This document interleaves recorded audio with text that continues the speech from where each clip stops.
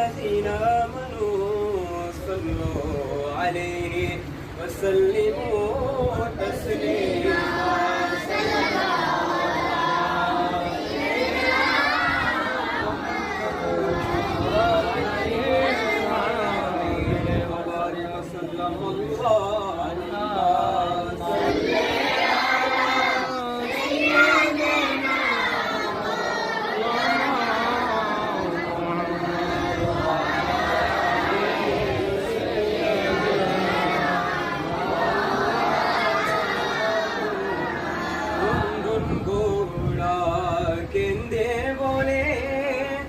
আমার কোনো